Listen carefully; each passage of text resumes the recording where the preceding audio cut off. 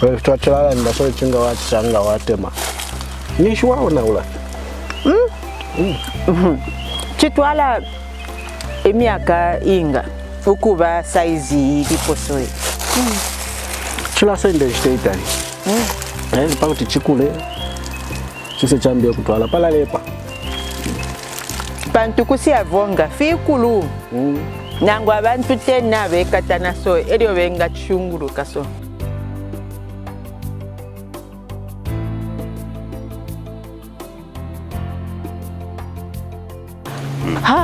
This is a baobab tree, and this is the fruit. It's August, so we don't have the flowers. If we did, the bees would come here and just enjoy the pollen and the nectar from the baobab. The actual fruit looks like this, and it's white inside. So what baobab is it's a superfood. It's globally known as a superfood. My ancestors and my forefathers knew that the baobab is food, which is why in the village we make drink from it. We just shake it out before we crack it. Often it's cracked against the tree or against a stone. Once it's shaken up and opened, it's put in warm water. It's better warm water because the warm water then easily shakes off the white powder that comes from the baobab. Forgive me, but I can't resist baobabs in my mouth. So at the end of the day, that is fed to the whole family, to the babies, the under 5 at least. I won't say babies, but the under 5 children, and the older women and the older men. The whole family can eat it as a juice or as integrated into porridge or just raw as a raw fruit like this, in the sense that it gives the body back the phytonutrients that the body needs to build its own immunity and for healing and all that.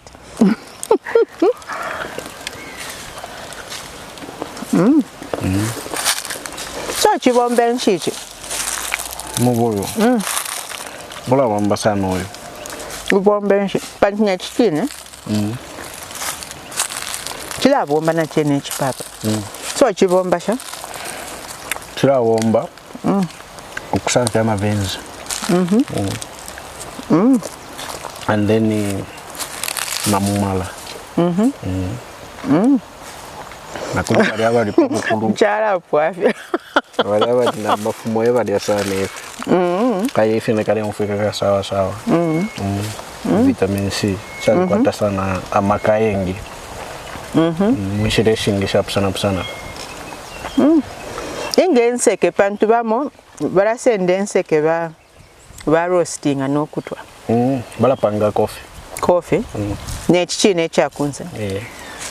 So baobab is a special tree in Zambia, in the sense that if you look at this tree, it's not that big. I can actually hug it, but in the wild you find they are huge. When you look at the age of this one, it might even be a 20-year-old tree. It's a very slow grower, but it's very firm and robust because it survives a lot in the valley areas. So in the valley areas, you find they've notched it out because that's what they use to climb. But traditionally, we don't climb the baobab tree. We just wait for the pods to fall. That way you know that nature has given to you a ripe fruit. How do we tell if a baobab fruit is good or not? When you're picking them, you pick and shake. It's almost like the msekese tree. You pick and shake, then you know that the seeds inside are actually ready. The fruit is ready for you to eat. The commercial way of harvesting is you want to throw stuff into the tree and knock the fruit down. It's a wastage. It's a very unsustainable way of harvesting any kind of fruit. The rule of thumb in indigenous knowledge systems is that even for amasuku, amakole, you pick them from the ground. You don't pluck from the tree. But the notion of plucking is with the farm-grown fruits, like the oranges and the lemons and the avocados. You pick from the tree when they are ripe because it's easy to tell they are ripe. Either they change color or bees are suddenly all over it, and birds. Birds are indicators of ripe fruit. For the baobab, it's very hard. When you harvest it, you can keep it for a year or 2 years, provided the shell and the outside is intact. So it's a survival food, but it's also a functional food, in the sense that you can store it. It's self-storing. In the village, if you crack it nice enough, it's used as a cup. In the past, we didn't have plastic in the villages, but now we do. So this was the cup. If you slice it nicely, it can make a storage container. And now if you go to the craft shops, you actually find very nicely crafted, huge baobab artifacts, which are crafted according to the area it has been harvested in. The smaller ones have value as salt shakers, or as musical instruments, or as just deco in the house. So the whole tree is valuable. Chibashan pantwili ngifi fisangwa kuma valley fidia wangwa valley gwembe valley lwano valley takwa banamish kwa dikaba so fi kwanisha shani fieno chila ya panshi yemishila kale yala ya panshi chilenda sana panshi ntu traffic hapa kwa cheo nkamishi that's why yamukulemba kwa chiko chapala na nomukunyi ngamamu nechakwata mabula nomukunywa kwata mabula nishusho ya timfula ya palama kwashari stay no mfulu kwamba okuloka. Any tree that is able to have a deep rooting system is either evergreen, or at least you see that the bark is nice and healthy. It shows there's a water reserve somewhere that you can tap into by digging a well, but not necessarily a borehole, because then you're depriving the tree of the water, right? But in this case, the baobab, the fig trees, there's specific trees in the forest that are indicators of hydrology, or rather a water source underground. As dry as the August weather looks, this bark is fresh. You can see from there that it's actually green inside. So it's not suffering from water stress. And with this climate change and the impacts of droughts and floods, these are great trees to allow to grow. So what we do is we encourage nursery people to plant baobab. The seeds, I don't want to spit out of my mouth, but the seeds can either be roasted as a coffee, but in the wild we eat and throw and eat and throw. That way it's regenerating the ecosystem with more baobab trees. They are hardy to fires in the sense that it has so much water stored in the trunk that most fires won't kill the baobab tree. They might kill the smaller ones because of the size of the stem, but in ordinary sense, these have been there for millennials.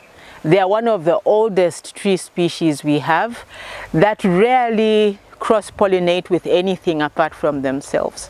So when you are eating baobab, whether it's in juice form or it's porridge form or raw form like this, remember the amount of history that lies in here. And remember the value addition that it has. For lactating mothers, it gives you more milk. For chronically ill people, it's a great superfood that boosts your immunity and helps to bring you back to normal function. We're not saying this is the only one, but what we're saying is that we need to promote forest foods because that's what we had before the commercial foods came in. This is sweet, but we haven't added sugar. When you eat it straight from the pod, there's a blend of mixtures of tastes in your mouth. You taste the souriness, the tartiness, the sweetness.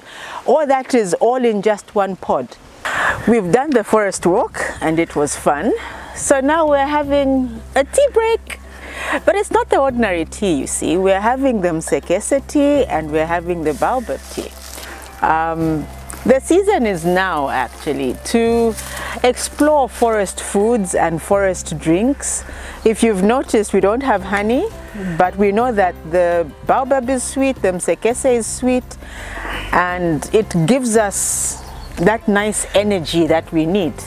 In the morning we had musekese vitumbuas and we had green tea. So now it's like we need an energy boost to continue the forest walk to showcase what is there. And look at it, it looks very, very nice. Cheers, even if we don't do cheers to tea.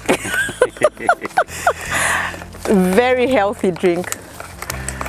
So do we need to go to the shop to buy anything? No, the water is in the kettle and the forest is in the pods.